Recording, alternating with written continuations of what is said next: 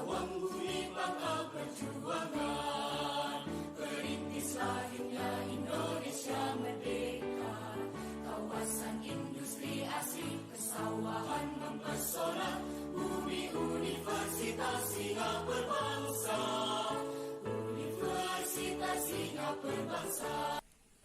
Assalamualaikum warahmatullahi wabarakatuh. Perkenalkan, saya Zulfa Amalia dengan NPM 19106310501119, kelas 6D, Program Studi Pendidikan Matematika, Fakultas Keguruan dan Ilmu Pendidikan Universitas Singapura Bangsa, Karawang. Video ini saya buat untuk memenuhi tugas ujian akhir semester mata kuliah Inovasi Pendidikan tahun ajaran 2021-2022 semester 6 dengan dosen pengampu Dr. Haji Dadang Rahman Munandar, MPD. Adapun video ini akan berisi narasi jawaban dari nomor 1 sampai dengan nomor 12. Berikut pemaparannya. Yang pertama yaitu apa yang dimaksud dengan inovasi pendidikan. Menurut saya, inovasi pendidikan adalah suatu penemuan atau ide baru yang dimanfaatkan sebagai suatu perubahan untuk tercapainya tujuan pendidikan atau terselesaikannya permasalahan-permasalahan yang ada dalam pendidikan. Hal ini sejalan dengan pendapat Mawati dan kawan-kawan bahwa inovasi pendidikan merupakan suatu bentuk usaha dalam memperbaiki aspek-aspek pendidikan dalam praktiknya. Yang kedua, tujuan dari inovasi pendidikan. Menurut pendapat Mawati dan kawan-kawan, terdapat beberapa tujuan inovasi pendidikan. Yang pertama yaitu mengupayakan terselenggaranya pendidikan di setiap jenis, jalur, dan jenjang yang dapat melayani setiap warga negara secara merata dan adil.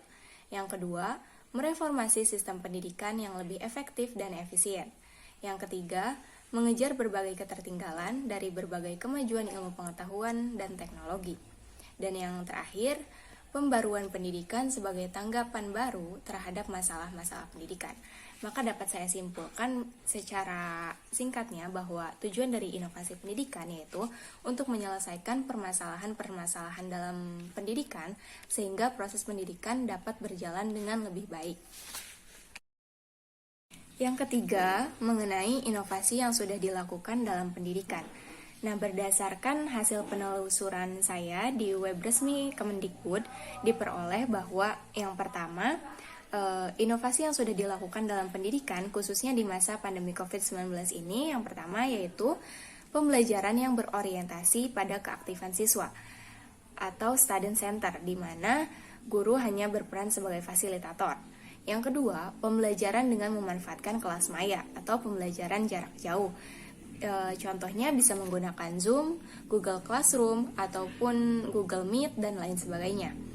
Dan yang ketiga, model blended dengan melibatkan orang tua. Yang keempat, pembelajaran asinkronus dengan media pembelajaran berbasis Android. Dan yang terakhir, pembelajaran dengan menyesuaikan kondisi siswa. Misalkan, untuk siswa yang terkendala jaringan, maka bisa mengikuti pembelajaran tatap muka secara terbatas.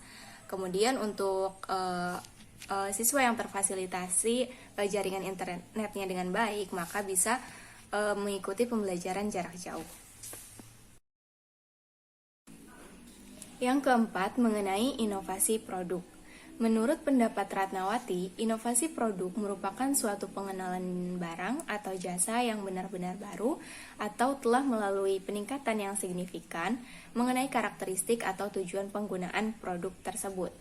Atau secara singkatnya bahwa inovasi produk itu dapat diartikan sebagai suatu produk yang awalnya hanya memiliki satu fungsi bisa menjadi multifungsi. Contohnya misalkan inovasi produk barang.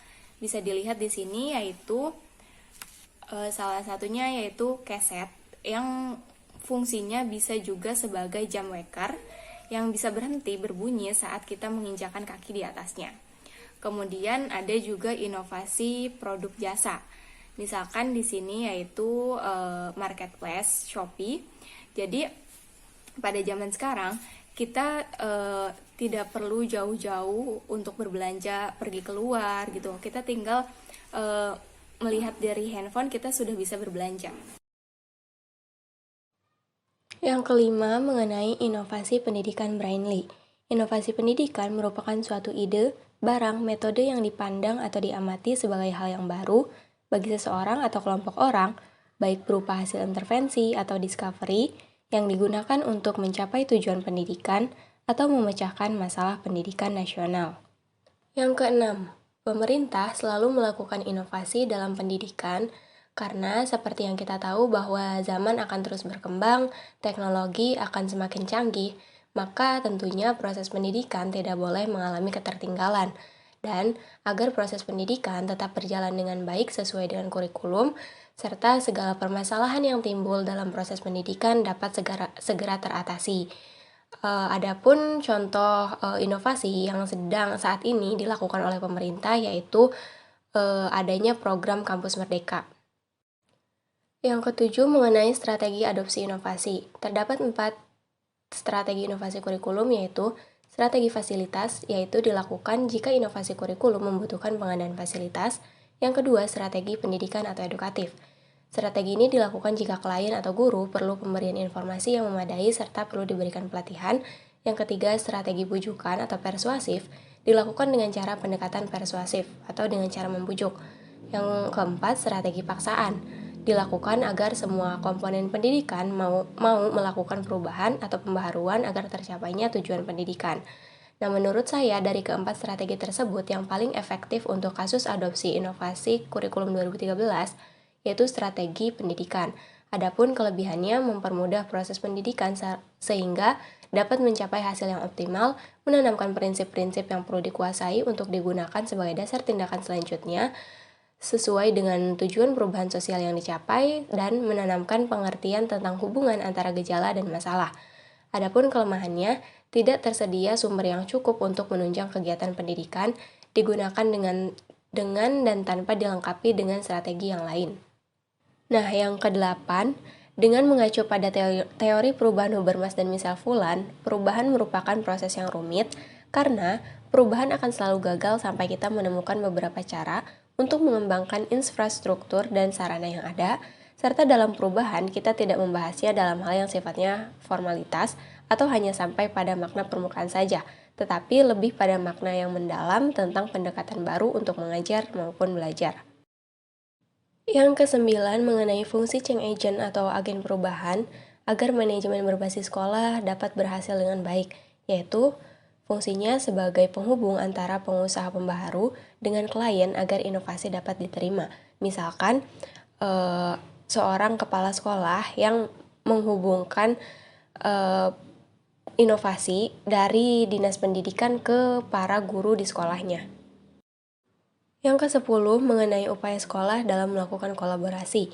Salah satunya memberdayakan tenaga kependidikan, mengadakan pelatihan dan pendampingan sistematis bagi para kepala sekolah, guru, unsur komite sekolah pada pelaksanaan peningkatan mutu pembelajaran, dan melakukan supervisi dan monitoring yang sistematis serta konsisten terhadap pelaksanaan kegiatan pembelajaran di sekolah. Yang ke-11 mengenai inovasi digital dalam kehidupan sehari-hari. Yang pertama, ada blockchain adalah basis data yang terus berkembang yang terhubung serta diamankan menggunakan teknik kriptografi dengan tujuan mendukung era disruption informasi yang memberi alternatif solusi dari arsitektur teknologi yang terpusat, dengan fungsinya menggantikan arsitektur informasi terpusat yang saat ini dominan dikembangkan. Contoh penerapannya dalam dunia pendidikan yaitu pengelolaan dokumen digital, baik berupa transkrip akademik, materi pengajaran, maupun sertifikat pendamping ijazah. Yang kedua, kriptografi dan kriptokarensi. Kriptografi merupakan ilmu yang mempelajari tentang persandian, sementara karensi berarti nilai mata uang. Maka kriptokarensi adalah mata uang digital yang dibuat menggunakan konsep kriptografi. Contohnya pembuatan kata sandi yang memiliki tingkat kerumitan tinggi agar susah ditebak, prosedur log off secara otomatis ketika sistem sedang tak digunakan, dan lain sebagainya.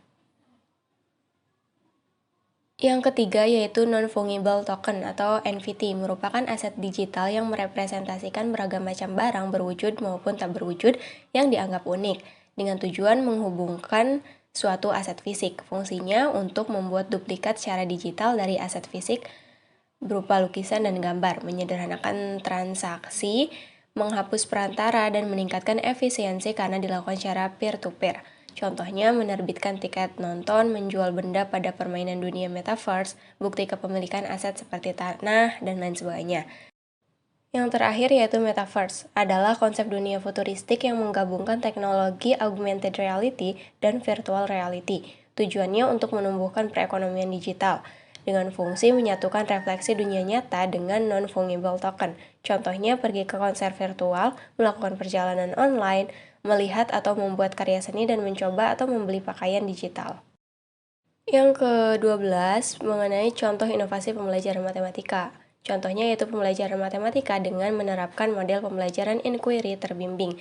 Ciri-cirinya, seluruh aktivitas yang dilakukan siswa diarahkan untuk mencari serta menemukan jawaban sendiri dari sesuatu yang dipertanyakan. Menekankan pada aktivitas siswa secara maksimal untuk mencari dan menemukan dan mengembangkan kemampuan berpikir logis, sistematis, dan kritis. Yang manfaatnya dapat memfasilitasi siswa untuk melakukan penyelidikan serta penemuan dengan bimbingan guru, dengan tujuan mengelola kondisi serta lingkungan belajar siswa dengan bimbingan yang cukup dalam menemukan prinsip atau konsep ilmiah. Nah, itulah tadi pemaparan jawaban UAS nomor 1 sampai dengan nomor 12, maka dapat disimpulkan bahwa sebuah inovasi akan selalu ada di setiap aspek kehidupan, tidak terkecuali pada proses pendidikan, yang bertujuan agar permasalahan-permasalahan yang ada dalam pendidikan dapat segera teratasi. Sekian yang dapat saya sampaikan, kurang lebihnya mohon maaf. Wassalamualaikum warahmatullahi wabarakatuh.